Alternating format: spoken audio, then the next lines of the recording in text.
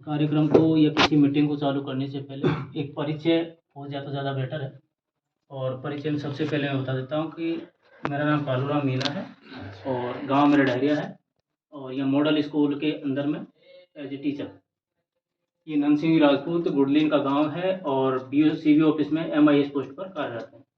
ये राम खिलाड़ी जी डॉक्टर साहब जो खेड़ा आप प्रैक्टिस करते हैं, बाकी आप ग्रामवासी हैं। तो इस मीटिंग की शुरुआत हम एक चीज़ से करते हैं सर। एक्चुअली हम क्या है 4-5 साल से एक मुहिम पर लगे हुए हैं और 4-5 साल के इस मुहिम की बिहेव से मैं इस चीज़ को गारंटी या विश्वास के साथ आपको कह सकता हूँ कि जो भी मैं कुछ बताऊँगा आपको वो पूरी तरह से आपके हित का विषय है। ठीक है। और हमारा जो मिशन है वो मिशन है जहर मुक्त खेती और उन्नत फसल की तरफ। ठीक है। तो यहाँ पर इस मीटिंग को शुरू करने से पहले एक चीज़ मैं आपसे पूछना चाहूँगा कि हमारे शरीर के अंदर बहुत सारी बीमारियां हो रही हैं सर। दिन प्रतिदिन नई नई बीमारियां आ रही है। मवेशियों के अंदर भी बहुत सारी ऐसी बीमारियां आ रही है जो पहले कभी आपको देखने को नहीं मिला। लेप्रो जैसी बीमारी अभी आज से पहले कभी देखने को नहीं मिली। तो आप क्या मानते हैं बीमारी के पीछे इतना क्या कारण रहा होगा? भाई कभी सोचा होगा आपने कि हमारे पहले तो इतनी बीमारियां नहीं थी, हॉस्पिटल भी कम थे, जागरूक भी नहीं थे, लेकिन उसके बावजूद भी बीमारियां कम थी। लेकिन अब दिन प्रतिदिन हमारे बहुत सारे NGOs काम कर रहे हैं, हॉस्पिटल्स काम कर रहे हैं, लेकिन उसके बावजूद भी बहुत सारी बीमारियां हमारे शरीर के अंदर आ रही है। तो उसका कारण क्या रहा होगा? हम तो खान पान को मानते हैं इसमें। खान पान को खाना मानते पीना है जो बिल्कुल सही कह रहे हैं सर आप। पानी भी गहराई को तो फ्लोराइड भी ज्यादा है, खाने में भी खाद वगैरह ऐसी खाद चीजें भी आती है, दवाई है, दवाई है, सब ये उससे आते हो रहे हैं। मतलब यही मेन कारण मानते हैं अपन इस चीज को। यही main। भाई एक्चुअली क्या है कि हमारे जीवन के अंदर तीन ऐसे फैक्टर, तीन ऐसे कारण जो हैं हमारी जिंदगी से जुड़ गए हैं, तो चाहकर भी हम उनसे दूर नहीं जा सकता। सबसे पहले प्रदूषण की अगर बात करूं मैं, तो गांव के अंदर तो यूं मान के चलें कि हमको भाई प्रदूषण इतना ज्यादा प्रदूषित नहीं है, लेकिन हम हमेशा गाँव में थोड़ी रहते हैं। भाई बाहर जब आउटिंग पे जाएंगे, किसी बड़ी शहर में जाएंगे, तो कहीं ना कहीं हमको प्रदूषण का सामना करना ही पड़ेगा। तो श्वास के द्वारा भी बीमारी, वो पॉल्यूशन हमारे बॉडी के अंदर जाना है। कहीं कहीं हमारा जो पानी है, पानी भी एक बड़ा प्रदूषण का कारण बना है, क्योंकि हम जो भी फर्टिलाइजर यूज कर रहे हैं तो कहीं कहीं बहाव के द्वारा हमारे उस स्रोत के अंदर जा रहा है, ये केमिकल्स उसके अंदर जा रहा है, वो प्रदूषित करता है, उसको हमको लेना पड़ता है। लेकिन एक तरीका है, हम उसको बॉयल भी कर सकते हैं या फिर RO वगैरह का इस्तेमाल करके हम उसको यूज करते हैं। लेकिन RO से निकला हुआ प्रॉपर पानी भी पूरी तरह से मिनरल्स युक्त नहीं है, तो वो भी हमारे लाभदायक नहीं है। दूसरा मोटा कारण जो पकड़ में आया है कि सबसे बड़ा मोटा कारण क्या है, किसान जो फर्टिलाइजर पेस्टिसाइड यूज कर रहा है, ये बहुत बड़ी प्रॉब्लम है, स्लो पॉइजन है हमारे लिए। और यही स्लो पॉइजन धीरे धीरे हमारे शरीर में बहुत सारी बीमारियों का कारण बना हुआ है। आपने देखा होगा कि हर गांव में हार्ट अटैक की बीमारी बहुत कम सुनने को मिलती थी, और वो भी 60-70 के बाद। और अमूमन अब हो क्या रहा है, 20-25 के साल वो हार्ट अटैक सुनने को मिल रहा है, हर गांव में आपको सुनने को मिल जाएगा। कैंसर जैसी महामारी बहुत कम मिलती थी, लेकिन साल में हर एक गांव के अंदर 10-20 मौतें कैंसर से हो जाती। साइलेंट अटैक आते हैं, पता ही नहीं चलता, किडनी फेलियर है, ये सारी इतनी सारी प्रॉब्लम्स जनरेट हुई है। एक दूसरी बात ये है कि कहीं कहीं हमारी इम्यूनिटी भी कमजोर हुई है। आप खूब बुजुर्ग हैं सब, मतलब बहुत ज्यादा अनुभव हमारे आपके पास है हमसे ज्यादा। आपने इस चीज को देखा होगा कि डॉक्टर पहले 2 mg की टेबलेट से आदमी को सही करता था, अब क्या ले रहे हैं हम 1500 की, लेकिन उसके बाद भी कोई रिजल्ट हमारे सामने नहीं है। हमारे हिंदुस्तान का या एशिया का सबसे बड़ा हॉस्पिटल है गंगाराम हॉस्पिटल, तब उसका जो HOD कहता है कि मेरे यहाँ 40 से 50% वो पेशेंट मरते हैं पर डे जिनके ऊपर दवाई काम नहीं करती। अब दवाई काम नहीं करेगी तो फिर जिंदगी का बचाने का तो सवाल ही नहीं उठता। तो ये चीज ऐसी है कि जो हमारी जिंदगी से जुड़ी हुई है, सब चाह करके हम दूर नहीं जा सकते। तो अब सबसे पहले हमारा जो मेजर कारण जो बन के आ रहा है, फर्टिलाइजर और पेस्टिसाइड को हम खेतों के अंदर देते हैं, सब इसको खेतों के अंदर देते हैं, तो खेतों के ऊपर किस तरह से दुष्प्रभाव पड़ता है उसका थोड़ा सा मैं आपको इसमें बताना चाहूंगा। कि जैसे आपको पता है कि खेत के अंदर 2 प्रकार के जीव होते हैं सब। एक तो होता है किसान मित्र, केचुआ वगैरह जिसमें होता है, वो आपके जितने भी डिकम्पोजर्स होते हैं उनको डिकम्पोज करके कंप्लीट जितने भी न्यूट्रिशन होते हैं उनको रिलीज कर देता है खेत के अंदर, पौधा उसी को लेकर पोषित होता है। एक होता है हमारा शत्रु कीड़ा, जो हमारे फसल की जो जड़ है उनको खाने का काम करता है, जैसे दीमक है, लटेक, रेप्ट है, जो भी सारी चीजें। अब क्या करते हैं कि ये सारे के सारे जो कीड़े हमारे शत्रु कीड़े जो जमीन के अंदर है उनको बढ़ावा मिल रहा है, और वो धीरे धीरे जमीन की जो मतलब पौधे की जड़ है उसको खा रहा है। अब पौधे की जड़ को खाएगा तो आपको पता है कि पौधा तो कमजोर होना ही होना है, क्योंकि पौधा करता क्या है, हमारा जितना भी पोषण लेगा वो जड़ से लेगा, और जड़ को अगर कुछ ने खा लिया तो पौधा तो आपका अस्वस्थ होना ही है, कमजोर होगा। तो उसको हम क्या करते हैं, दुष्ट और हेल्दी बनाने के लिए ऊपर से हम खाद देते हैं। डीएपी दें, चाहे आपका यूरिया दें, जो भी दें। अब ये ऊपर से जो खाद दिया जाता है वो इस तरह से सप्लीमेंट दिया जाता है, जैसे एक मरीज होता है ना, जब वेंटिलेटर पर आ जाता है तो प्रॉपर वे में तो खाना खा नहीं सकता, तो डॉक्टर क्या करता है, उसको बाईपास खाना देता है। तो बाईपास खाना देने वाला कितना जिंदा रहेगा, अपनी लाइफ तो पूरी नहीं जी सकता ना। तो यही स्थिति हमारे इसकी है पौधे की। तो जैसे हम इसको फर्टिलाइजर जो भी देते हैं, ये फर्टिलाइजर एक्चुअली होता क्या है कि केमिकल्स होते हैं, रसायन होते हैं, और रसायन का एक जटिल पदार्थ इसके अंदर होता है। तो जैसे जैसे पौधा जैसे इसको डालते हैं, पौधा यूं की उसको अपने अंदर एब्जॉर्ब कर लेता है, एब्जॉर्ब कर लेगा, यूं की यूं अपने पौधे के अंदर चला जाएगा। अब कहीं न कहीं हम पौधे से ही अपन क्या लेते हैं, भोजन लेते हैं, चाहे वो डायरेक्टली पौधे से प्राप्त करें अन्न के रूप में, चाहे इनडायरेक्टली मवेशियों के मार्फत जो भी लेते हैं, मवेशियों का उत्पाद जो भी अपन लेते हैं, दूध, दही दही दही वगैरह जो भी, उन सब के अंदर वो केमिकल ट्रांसफर हो जाता है। ट्रांसफर होने का कारण क्या है, केमिकल की एक खास बात होती है कि जिस अवस्था में वो आता है उसी अवस्था में वो हमारे शरीर के हर कंडीशन के अंदर ट्रांसफर हो जाता है, और ये ट्रांसफर होकर के हमारे शरीर के अंदर वो इश्यूज पैदा करते हैं साहब। ठीक है। दूसरी बात ये है, केमिकल का एक सबसे बड़ा कारण ये है कि हमारे जितने भी मित्रवत जो कीड़े हैं उनको लगातार मार रहा है। खेत के अंदर अब बहुत सारे गड्ढे देखने को मिलते थे, क्या आप देखने को मिल रहे हो? नहीं मिले भाई। जब आपके बरसात के मौसम बहुत सारे गड्ढे खेतों के अंदर मिलते थे तो खेत की जुताई होता करती, लेकिन अब वो नियर कंडीशन में मिलते हैं, नहीं मिलते हैं, क्योंकि वो सारे खत्म आपके रसायन की वजह से हो गए। इसलिए हमारी भूमि की जो उर्वरता क्षमता है वो दिनों दिन क्या होती जा रही है, कमजोर होती जा रही है। केमिकल का एक जवाब है, जमावड़ा उसके अंदर होता है। केमिकल की एक खास बात होती है कि कोरेशन का मतलब प्रवृत्ति का होता है। कोरेशन मतलब क्षरण करता है। जैसे मान लीजिए यूरिया को हम 10-15 दिन में किसी पत्थर के संपर्क में रख दें तो पत्थर को क्षरित कर देगा, पत्थर ही उसमें से गल गल के बाहर निकल जाएगा।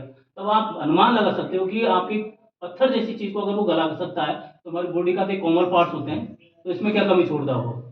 दूसरी बात यह है कि हम क्या जो केमिकल्स डालते हैं ये क्या करता है, हमारी जो फसल है उसको टेम्परेचर सहन करने की शक्ति प्रदान नहीं करता। आपने यूरिया डाल दिया, अगर आप पानी न दोगे तो क्या फसल जलेगी? नहीं जलेगी ना, क्योंकि उनके अंदर बहुत ज्यादा हीट होती है और समय से होती है। मान लीजिए हमने बरसात नहीं हुई और हम उस केमिकल्स का इस्तेमाल करें, पानी दे भी दिया, लंबे समय का अंतराल में अगर पानी नहीं दे पाए तो वो लंबे समय तक फसल जाएगी भी नहीं, आपकी सूख जाएगी। तो कहीं न कहीं बहुत सारी प्रॉब्लम्स का सामना हमको ये केमिकल से करना पड़ता है, और इस चीज को आप जानते हैं। इतनी सारी समस्याएं केमिकल से होती है, हमारी भूमि भी जब बंजर हो रही है, बहुत सारी बीमारी हमारे शरीर के अंदर हो रही है साहब। इतना बड़ा कारण को जानते हुए भी आप फ्री यूज क्यों करते हैं साहब इसको? भाई क्या कारण है जिसके कारण ये कि लोग है हमारे पास कि हम उत्पादन को बढ़ाने के चक्कर में इसको करते हैं, 10 मन को मतलब 12 मन हो जाए, और वो जो लालच है यही हमारी बीमारियों को बढ़ावा दे रहा है। परफेक्ट नहीं बात, तो इसी चीज को जानते हैं और मजबूरी है हमारे पास, क्योंकि हम इसका इस्तेमाल नहीं करेंगे तो हमारा जितना प्रोडक्शन हमको चाहिए उतना प्रोडक्शन हो भी नहीं चाहिए। कहीं न कहीं गवर्नमेंट ने जो केमिकल के जो फर्टिलाइजर यूज करवाए थे ना, ये इसी का चक्कर था कि पॉपुलेशन दिनों दिन बढ़ रही थी और हमारा जो हिंदुस्तान का जो प्रोडक्शन था वो डाउन था। तो इतनी बढ़ती पॉपुलेशन का खाद्यान्न की मतलब उपलब्धता कैसे करें? तो कहीं न कहीं आपने देखा होगा, सुना भी होगा, शायद आपके टाइम पे शुरू हुआ था, जो सुपरवाइजर होते थे रात के अंदर खेत के अंदर डाल के जाया करते थे, बहुत विरोध हुआ था उसका सब, अब जहर खिलाया जा रहा है हमको, लेकिन फिर धीरे धीरे धीरे धीरे हम लोगों ने अपना लिया उसको। अब इतना अपना लिया कि जरूरत इकट्ठे के लेकिन डबल डालते हैं, यही हुआ ना। पहले रिजेक्शन हुआ, अब उसको हमने बहुत अच्छी तरीके से अपना लिया क्योंकि हमको प्रोडक्शन मिल रहा है। अब तो लोग ये है कि चाहे जहर ही खाना पड़े लेकिन प्रोडक्शन बढ़ना चाहिए। और दूसरी बात ये है साहब, सीधी सी बात है कि अब तक हमारे पास में ऐसा कोई ऑप्शन नहीं था कि इससे हम बचा करके हम दूसरे कोई ऐसा पदार्थ हमको मिल जाए जिससे हमारा प्रोडक्शन बढ़ जाए और हम इन सारी चीजों से बच जाएं। कोई ऑप्शन नहीं था ऐसा। लेकिन अगर आपके सामने कोई ऐसा ऑप्शन रख दिया जाए या कहीं ऐसा कोई उत्पाद आपको दे दिया जाए जो आपके उत्पादन पे कोई फर्क ना पड़े, जमीन भी आपकी बंजर ना रहे और आपके शरीर पर होने वाले जो दुष्प्रभाव है वो भी ना हो, तो क्या आप लेना नहीं चाहोगे? लेने पर इतना ही बढ़ जाएगा ना भाई, आप कह रहा यूज। हाँ, मैं बिल्कुल, मैं वही उसी का ऑप्शन बता रहा हूँ साहब। जो प्रोडक्शन आप ले रहे हो ना उसको उसकी गिरावट नहीं आनी चाहिए, प्रोडक्शन उससे बेहतर मिलना चाहिए और वही क्वालिटी नेचुरल टेस्ट जो पहले लिया करते थे। आज बेजड़ की रोटी खाओ, आप लगता है कि बेजड़ खा रहे हो, आप नहीं खाते ना। नेचुरल स्वाद नहीं, क्यों? केमिकल ट्रांसफर हो गया साहब, केमिकल उसमें स्वाद छोड़ेगा ही नहीं आपको। उसकी जो नेचुरल कैरेक्टर जो उसका लक्षण है वो खत्म कर चुका है वो। तो अब मैं आपको ऐसे ही प्रोडक्ट के बारे में या ऐसे ही पदार्थ के बारे में यहाँ पर चर्चा करने आया हूँ जिसकी विद गारंटी 5 साल की दी है, पर मैं इस चीज को कह सकता हूँ कि आपका प्रोडक्शन डाउन नहीं होगा। जो भी आप यूज कर रहे हो उससे बेहतर प्रोडक्शन आपको मिलेगा, ज्यादा मिलेगा जमीन की उर्वरक क्षमता दिन प्रतिदिन बढ़ती चली जाएगी और जितने भी दुष्प्रभाव हमारे शरीर के ऊपर होने वाले हैं वो कतई नहीं होंगे। बशर्ते एक आपके पेशेंस के साथ आपको यूज करना है, सिस्टम के साथ यूज करना है। अब तो सबसे पहले मैं आपको उस प्रोडक्ट से इंट्रोड्यूस करवा देता हूँ। एक्चुअली प्रोडक्ट है क्या, बैठ जाओ। प्रोडक्ट मेरा 4 तेलों से बनाया हुआ एक प्रोडक्ट है, जिसमें नीम का तेल है, अरंडी का तेल है, वनस्पति तेल है और लौंग का तेल। 4 तेलों का कंपोजिशन से उस प्रोडक्ट को बनाया है, जिसका नाम है भू अस्तर सुपर। भू अस्तर सुपर। अब बनाया कहां से, किस मेथोलॉजी के तहत बनाया गया है? ये एक्चुअली ये जो पदार्थ है ना, इसका जो बेस है वो यजुर्वेद है। क्या? यजुर्वेद। यजुर्वेद के अंदर एक फार्मेसी का मेथड दिया गया जो पुरातन काल से चला आया है। इंडिया बहुत पौराणिक काल से हमारे कृषि प्रधान देश रहा है सर। और जब भी कृषि प्रधान देश रहा है तो उस उत्पादन को बढ़ाने के लिए हमारे जो पौराणिक काल से ऋषि मुनियों के टाइम से उस व्यवस्था को तैयार किया गया कि हमारा प्रोडक्शन हमको पर्याप्त मात्रा में मिल सके। तो उस समय एक मेथोलॉजी तैयार की गई थी जो यजुर्वेद के अंदर उसका आकलन किया हुआ है। उसी यजुर्वेद से हमारे इंडिया के एक साइंटिस्ट हैं जो एग्रीकल्चर के ऊपर काम कर रहे हैं, 35 साल से ज्यादा का एक्सपीरियंस उनको है। उन्होंने मॉडर्न जो एग्रीकल्चर है उससे उस मेथड को एसोसिएट करके यूरोपियन मेथड पर उस प्रोडक्ट को तैयार किया है, जो मैं 4 तेलों से मिलकर के आपको बता रहा हूँ। यूरोपियन मेथड का मतलब क्या है? जितनी भी यूरोप कंट्रीज हैं सर, जहां पर भी जो प्रोडक्ट बनता है ब्रांडेड बनता है, उसके नाम से हम पूरे वर्ल्ड के अंदर वो प्रोडक्ट सर्कुलेट होता है। इंडिया के अंदर बना हुआ इंडिया मेड जो प्रोडक्ट होता है सिर्फ इंडियन ही यूज कर सकते हैं, यूरोपियन कंट्री वाले उसको नहीं लेते। क्यों नहीं लेते? क्योंकि उनकी ब्रांडेड पे क्वेश्चन मार्क रहता है कि इंडिया मेड कोई भी प्रोडक्ट है वो ब्रांडेड नहीं आता सर। तो ये जो प्रोडक्ट है वो यूरोपियन स्तर का है, जहां पर आप यूरोपियन कंट्री के अंदर भी इसको सेल करना चाहोगे तो यूरोपियन कंट्री के अंदर भी वो सेल हो जाएगा, क्योंकि इंटरनेशनल सर्टिफाइड है। अब बात क्या है कि जैसे ये भूस्तरा की मैं बात करता हूं तो सबसे पहले ये 4 तेलों का कंपोजिशन है। काम कैसे करता है देखिएगा। सबसे पहले हमको क्या करता है, जैसे बीज डालना है खेत का। अब तो हम बाजरा के अंदर सीधा बीज डालेंगे खेतों के अंदर। गेहूं के समय हम पहले जोत तैयार करते हैं और लास्ट जोत के अंदर हम उसको डालते हैं। अब यह करना क्या है, जैसे तिल डाला या आपने बाजरा डाला, मूंगफली डाला, तो बीज के साथ हम उसको डाल देंगे। 2 kg की पैकिंग है वो, जो 1 बीघा से लेकर के 1.5 बीघा पक्की तक वो काम करेगा। उसकी कैपेसिटी 1.5 बीघा तक, एक पेटी। हाँ 2 kg की थैली है वो, अच्छा, तो 1.5 बीघा पक्की तक ही वो काम करेगा। अब काम कैसे करेगा, जैसे आपने जमीन में डाल दिया उसको, बीज के साथ डाल दिया या फिर लास्ट जुताई के अंदर डाल दिया। खेत के अंदर पूरी तरह से जब आप डाल दोगे मिट्टी के संपर्क में, जब तक उसके पानी संपर्क में नहीं आएगा तब तक वो काम नहीं करेगा और 6 महीने तक बरकरार बना रहेगा। ठीक है साहब। जैसे ही पानी के संपर्क में आता है, पानी के संपर्क में आते ही ये तेलों के कंपोजिशन में उसमें से एक पदार्थ निकलता है, इसको मतलब टेलियोफिलिन कहते हैं। ये क्या करता है, पौधे की जड़ के चारों तरफ एक परपोटा बना लेगा, सुरक्षा कवर। ठीक है, जैसे सुरक्षा कवर बनाएगा तो हमारे जो दुश्मन कीड़े हैं जो पौधे की जड़ को खाने की कोशिश करेंगे, तो वो पदार्थ उसके मुंह में चल जाएगा और इसके जो मेंडिस है उसको चौक कर देगा। मतलब उसका जो नर्वस सिस्टम है वो डाउन हो जाएगा और वो पूरी तरह से पैरालाइज हो जाएगा, मतलब लकवाग्रस्त हो जाएगा। जैसे पानी लेट में मिले तो फिर नुकसान बड़ा रहेगा, कोई दिक्कत नहीं। पानी के संपर्क में आते ही काम करेगा, है ना। उसमें से ये क्या करता है, जैसे वो पैरालाइज होगा उसमें से कैल्शियम बाहर निकल जाएगा, ऑटोमेटिकली वो मर जाएगा। मतलब पेस्टिसाइड नहीं है, मतलब उसके अंदर कोई केमिकल नहीं है, सिर्फ 4 तेलों का कंपोजिशन है। इसको अगर हम खा भी जाए गलती से तो हमारे शरीर पर कोई दुष्प्रभाव इसका नहीं होता है। वो तो ऑटोमेटिक उसको क्या है, पैरालाइज करके उसको खत्म करता है, उससे कैल्शियम बाहर निकलता है, इसलिए वो मरता है, सीधा उसको मारता नहीं है वो।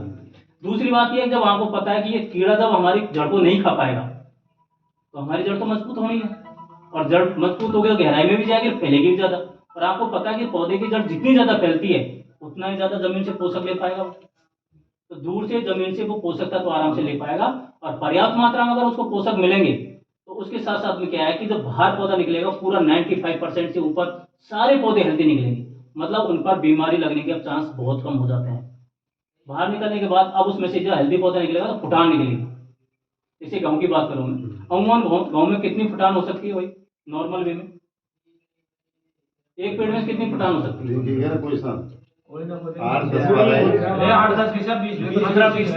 20 मान लूं, 20 मान लूं। इस प्रोडक्ट को जाने के बाद आपको जब एक पेड़ के ऊपर जो फुटान मिलेगी 30 से 35 से ऊपर मिलेगी।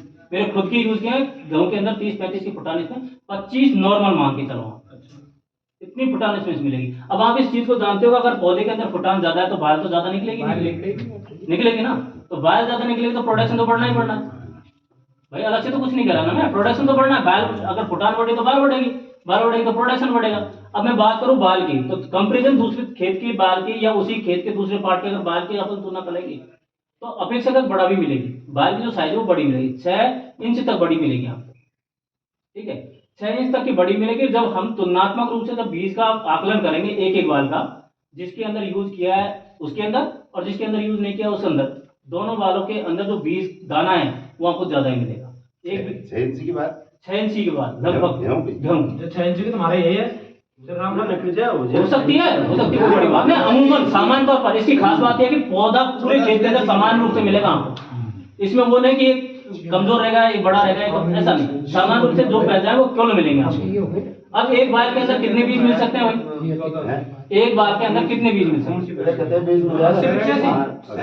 80-85 नॉर्मल, बिल्कुल नॉर्मली इसमें से 80 से नीचे कोई बीज नहीं। आई में निकलेगा सब 80 बीज। मेरी बात सुनो, 60-65 बीज। आप बीज जो हाइब्रिड इस्तेमाल कर रहे हो ना, जो वैरायटी वाला है उसके अंदर ही मिलेंगे। मैं ये कह रहा हूँ कि आप बीज चाहे कोई सा भी डालोगे उसकी क्वालिटी इस कदर बढ़ा देगा कि 70-80 से नीचे इसकी बीज नहीं आएंगे। अमूमन ये रहेगा 80, 70, 80, 70 से ऊपर इसके बीज निकलेंगे, इससे कम नहीं आएगी। दूसरी बात, बीज की जो शाइनिंग है, चमक है, वो बहुत बेहतर मिलेगी आपको, ठोस मिलेगा बीज, पकार मोटा मिलेगा, वजन ज्यादा मिलेगा, ये रहता है इसका। और रही दूसरी बात, ये अच्छा मतलब यहाँ पर जो खेत है उसकी जो जमीन है उसको भी ये उर्वरक बना के रखेगा, उसको नष्ट होने से बचा लेगा। कैसे बचा लेगा? क्योंकि जितने भी हमारे दुश्मन कीड़े हैं उसको तो ये खत्म करता है, हमारे जो मित्रवत कीड़े हैं उसके अंदर उनको किसी तरह का नुकसान नहीं पहुंचाता, तो बरकरार उनको पनपने का मौका दे देता है। और जैसे ये पनपते हैं तो हमारी ये ऑटोमेटिक जो उर्वरक क्षमता है वो बढ़ती चली जाती है। तो भी जितने भी कॉम्प्लेक्टेड जो पदार्थ हमारे वो उनको डिकम्पोज करेगा, तो जितने भी न्यूट्रिशन है वो रिलीज हो जाएंगे उसके अंदर, तो हमारी उर्वरक क्षमता भी बढ़ी रहेगी। सर मैं बीच में बोल सकता हूँ? हाँ बिल्कुल बोलो। या गेहूं का लाभ और चीज की भी है, गेहूं जो भी चाहे आप जिसमें भी। सरसों में तो सर बाद में जाके कीड़ा लगता है, पौधा में नहीं लगता, बाद में मैं उस आऊंगा, मैं उस पर आऊंगा। दूसरी बात ये है कि इसका चौथा पॉइंट ये है, सभी चीज के एक सबका जवाब दूंगा मैं। ये लंबे समय तक मॉइस्चर बना के रखेगा, नमी बना के रखेगा खेत के अंदर। जैसे मान लीजिए हमने कोई बीज डाल दिया साहब, है ना, एक लंबा अंतराल हो गया, हम पानी नहीं दे पाया तो उसके अंदर पानी नहीं डाला, तो ये क्या करेगा, उस बीज के लिए पर्याप्त मात्रा में मॉइस्चर बना के रखेगा और लगभग 100% ऊपर बीज उगने के चांस रहेंगे अपने। बाकी दूसरे खेतों के अंदर हम जब बीज डालते हैं ना, तो मेरे हिसाब से 70 या 75% बीज उगते हैं, इससे ऊपर 20% बीज तो मरते ही मरते हैं, कमी होंगे ना। तो यहाँ पर ही गारंटी इस चीज की है कि लगभग आपके 95% से ऊपर बीज उगने के चांस होते हैं, क्योंकि वो नमी बना के रखेगा, नमी बना के रखेगा। पौधा आपका पककर कट नहीं जाएगा तब तक उसका हरापन भी नहीं जाएगा, नमी बनेगी। इसलिए कहीं न कहीं पानी की कमी को भी ये लगभग पूर्ति करने का चांस रखते हैं इसमें, ये रहता है सर मेरे प्रोडक्ट। बाकी एक विश्वास है, एक बार मैं तो आपसे यही निवेदन करूंगा, सिर्फ एक थैली, ज्यादा नहीं, एक थैली आप यूज करें। और वो थैली भी कैसे, जैसे मान लिया 1 बीघा का कोई खेत है या 2 बीघा का कोई खेत है, उसमें से 2 पार्ट कर दें हम, और एक पार्ट में आप हमारी एक थैली यूज करें और दूसरे पार्ट में जो मर्जी माल जो आप करते हैं वो करते हैं। शुरू से लेकर लास्ट तक आप उसकी तुलना कर लेना, अगर आपको बेहतर ना मिले तो कहना, और बेहतर मिलता है तो फिर आपकी चॉइस। और क्या ओरा जो साथ में ओरा? हाँ 20 से 60 डाल दो। अच्छा ये और तो कहीं अच्छा, दानादार है, दानेदार। हाँ जी, आप बोला सरसों ये कीड़ा लगता है, हाँ पत्ती पे बैठा नष्ट हो जाता है वो। बिल्कुल उस बिल्कुल कीड़े का इलाज बता दो बस, और सब चीज बेहतर मान लेगा। बिल्कुल सही बात है। मैं पहली बात तो मैंने कहा कि जो पैदा यहाँ से मतलब खेत से निकलेगा वो 100% हेल्दी निकलेगा, बीमारी लगने के चांस उसमें बहुत कम हो जाते हैं। फिर भी बाई ईयर या किसी वजह से संक्रमण हो जाता है, जैसे वो बीमारी लगती भी भाई 100% तो क्योर नहीं होता, लेकिन फिर भी बीमारी लगने के चांस होते हैं। बीमारी लग भी गई तो हमारे पास में जैविक उत्पादों के रूप में स्प्रे भी है, जो आप स्प्रे कर सकते हैं। तो स्प्रे भी हैं जो आपके प्रॉपर जितने भी कीड़े ऊपर लगते हैं उनके लिए एक ही स्प्रे तैयार की गई है, उस स्प्रे से हम उसको कंट्रोल कर सकते हैं। दूसरी बात, हमारे पेड़ों के ऊपर या बाल के अंदर कंडवा लगता है या फिर आपके जो फफूंद लगती है, फंगस लगती है, उसके लिए अलग से स्प्रे है। और तो पता का अच्छा और ये कीमत कितनी है? ये 2 kg की जो थैली है ये नैनो टेक्नोलॉजी का है, इसकी जो MRP है 1375 रुपये था। और उसके लिए आपको एक ही सहूलत है कि आज हमारे अनुरोध पर आपने समय दिया, आपका कीमती समय हमको दिया, उसके लिए हम बहुत बहुत धन्यवाद के पात्र हूँ। और आभारी हम इस चीज़ के लिए। और आपके लिए एक ही सहूलियत है कि ये आपका 1375 में करके हम आपको इसको 1200 रुपये में उपलब्ध करवाएंगे, 1200 जो आज इसमें उपलब्ध है। 1200 कराया पर जैसे पर DAP यूरिया हमको कोई यूज नहीं। देखिए सर, हाँ उसका मैं बताता हूँ। हमारी जमीन को एक्चुअली फर्टिलाइजर की आदत लगी हुई है साहब, एक दिन हम छुड़वा नहीं सकते। जिस तरह से शराबी को एक दिन में शराब नहीं छुड़ा जा सकती, तो इसको भी हम एक दिन में नहीं छुड़ा सकते। इसको यूज कर लोगे, इसके पैरेड चलेगा मात्र 2 साल। जैसे पहले साल के अंदर 30% तक या 40% तक आप उसको कम कर दीजिए। भाई जैसे छिड़काव करते हैं ना कीटनाशक दवा, तो अपने बहुत कम होती है तो उसका तो मतलब ही नहीं है, वो तो खत्म हुआ है। नहीं ऐसा जैसे यूरिया तो देगा पर DAP को क्या मतलब कोई भी एक चीज, मतलब वो भी आधा करके धीरे धीरे 2 साल इसको पैरेलल कर दीजिए, 30 साल में आप बिना इसके कर सकते हो। हम 20 किलो को बीगो यूरिया मोड़ हाँ, तो ये तो तुम्हारे साथ में तो 10 किलो ले 10 किलो और यूरिया देवा तो यूरिया की मात्रा आधी कर हाँ आधी कर। फिर अगली साल और भी आधी कर दो। वैसे धीरे धीरे एक बीघा में के कट्टा खाद दे आप कितना देते हो वो आपको पता? कितना देते हो? मैं तो 20 5 बीघा 5 कट्टा नहीं, यही तो गलत हो रहा है ना साहब। ये दो ही आदमी एक्चुअली समस्या ये है कि हमारे जो पौधे जो भी क्रॉप की फसल होती है, उनको निश्चित मात्रा की न्यूट्रिशन चाहिए। और वो न्यूट्रिशन की जितनी मात्रा निर्धारित है उतनी मात्रा वो लेगा साहब। ज्यादा कितना ही डाल दो वो वैसे ये नहीं लेगा वो। नाइट्रोजन 2 रोटी की अगर हमको जरूरत है 2 ही खाएंगे हम, ज्यादा कैसे खाएंगे हम? आप 3 रोटी खाओगे 4 रख दो तो एक तो एक बार में बोलते अलग अलग बार से वो खेत की जमीन का नुकसान करने के अलावा कोई ना। एक बात बताओ, हाँ जी साहब। जैसे आप बीघा में 1 कट्टो दिया हाँ। तो अब 20 किलो कर दिया बिल्कुल कर दो। यूरिया तो बाद आवश्यकता से ज्यादा पहले ही दे रहा नहीं तो अब स्लो तो आप जब भी करें स्लो तभी करेगा ना। ओवरडोज दे रखा आप ऐसे ही घटा भाई, ओवरडोज दे रखे तो उसको ऐसे तो घटाओगे आप। ये बात तो सही। और दूसरी बात, अब जैसे मान लीजिए हम कहें कि भाई बाजरा की खेत में कोई ज्यादा कीमत लगाता नहीं है, पर एक चीज की इसकी ये और है कि जैसे मतलब आपने बाजरा के खेत के अंदर इसका इस्तेमाल कर दिया, पहली बात तो आपको इस प्रोडक्ट पर खेत लेना जरूरी है, विश्वास लेना जरूरी है, तभी तो अपनी फसल लगाओगे आप। तो खेत लेने के लिए मैं आपसे अनुरोध करूंगा कि 1 थैली आप बाजरा या 2 तिल्ली करें, उसमें करें आप। उससे होगा क्या कि बाजरा का प्रोडक्शन और उसकी जो कड़प वगैरह उसमें तो मिलेगा ही मिलेगा। दूसरी बात, आपकी जो खेत की जमीन है ना, उसको अगली फसल के लिए तैयार करके दे देगा। ये ज्यादा सबसे बेनिफिट है। तो 1 बीघा में 1 थैली हाँ, 1 बीघा में बाजरे में सब लास्ट दूध काटे जब हम हाँ, वही के साथ डाल दो। बीज जब बीज के साथ डाल दो। डाल दो ना बीज जब मिला नहीं, ये तो बात सही है आपकी। जैसे मतलब कोई भी आदत लगी ना, बस धीरे धीरे छुड़ाओ। धीरे धीरे छूटेगी सर। MP अब ये पक्का असर है ना कि 2 साल अगर आपने पैरेलल चला के, तीसरे साल में बिना खाद बिना एक दाना डाल, 3 साल हो गए बिना खाद के मैं करता हूँ गेहूँ बाजरा जो भी करता हूँ, बिना एक दाना नहीं डालता मैं। दूसरा बढ़िया हुआ बढ़िया होता है कोई प्रोडक्ट। अब कैसे कि जब बिना खाद को खेत हो ना, जो हमारे यूरिया में को नहीं मतलब या मतलब DAP को नहीं फार्म कमाई हो ना, जो हमको बुलाई जो बिल्कुल मेरे तो ऑन रोड पे ही है, ऑन रोड पे ही बिल्कुल ही। देख रहा अब की बार तो चना किया था ना, एक दाना नहीं डाला उसके अंदर। मैं शादी के घर में तो लास्ट सुनो मेरी बात सुनो उसका मैं बता रहा हूँ आपको। चना की गेहूं भी थे उसके अंदर। अच्छा गेहूँ आपने मतलब यासो और यूरिया गेहूँ को बताओ। पहले साल में जब मैंने गेहूं किया था ना, 1.25 बीघा का खेत था। ठीक है सर, 1.25 बीघा के खेत के अंदर मैंने इसको डाला, 1 थैली डाली थी मैंने। खेत की जो एवरेज औसत आई थी ना 65 उसकी आई थी 65 मन 65 मन 20 कौन सा सर? 20 तो नॉर्मल है हमारे को, 20 का इम्पोर्टेंट नहीं है। 20 का 20 से क्या फर्क पड़ता है? 2200 की ले लेना पर या एवरेज आना चाहिए। नहीं 20 से क्या फर्क पड़ता है? जितनी उसकी कैपेसिटी उतना चलेगा। 2200 की देते थे।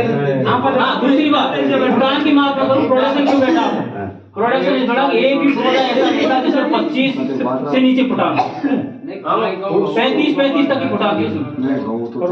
अरे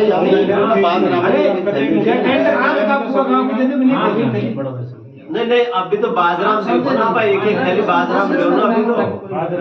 अभी तो बाजरा में लो ना एक थैली बाजरा। खुद विश्वास करो, मेरे कहने से कोई फर्क नहीं पड़ता, मैं झूठ भी बोल के जा सकता हूँ। देखो मैं बात बताऊं आपको ने, यहाँ को जो किसान है ना वो पीसा स्कूटर बिल्कुल नहीं वो बात मैं बिल्कुल जानता हूँ, गाँव का अवस्था नहीं है बिल्कुल जानता हूँ। और टोटल है ने खाद और बीज पूरी थैली आती है 99%। 1% मानो कोई रिप्लेसमेंट हो जाए ना तो घर को बीज दे देंगे पूरी थैली आती है। बिल्कुल मैं जानता हूँ हरदोदा का जो किसान है ना पूरे नादौती तहसील में सबसे ज्यादा जागरूक और सबसे ज्यादा खर्चा करने वाला है, हाँ। मुझे पता है इस चीज का, तो वो बात तो कुछ नहीं है। बाकी सिर्फ आपका यही है एक विश्वास की मात्र से एक थैली यूज करनी, ज्यादा नहीं देनी। ज्यादा आपको तभी देनी है जब आप पूरी तरह से कॉन्फिडेंट में अगर कह दो भैया मुझे पूरी जमीन की चाहिए तो दे दो, कोई दिक्कत नहीं। भाई हम भी तो हमारा मकसद पैसा कमाना नहीं है, हमारा मकसद उस भय को दूर करना है। सही बात है। देखो घर देखो और बाजरा में डालने देखो किसी पैदावार बस बाजार से पता लग जाएगा। अगर दिल्ली करते हो ना, दिल्ली की हमारा क्या है कि रिस्की मसाले मिले तो नहीं मिले।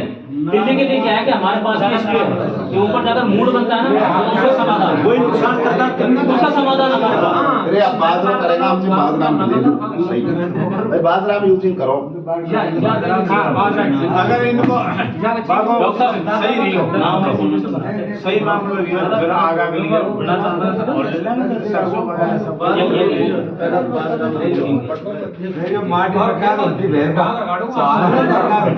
साहब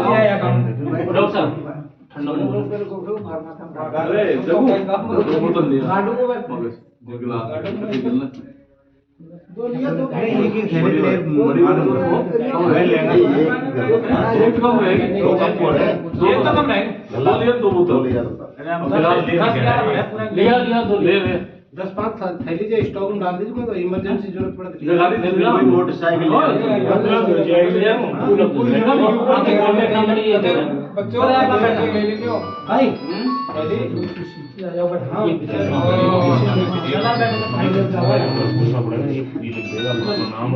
भाई साहब बेटी कुआर बच्चों भाई साहब अरे भाई साहब मैंने सुना आप अरे बिल्कुल आगे तो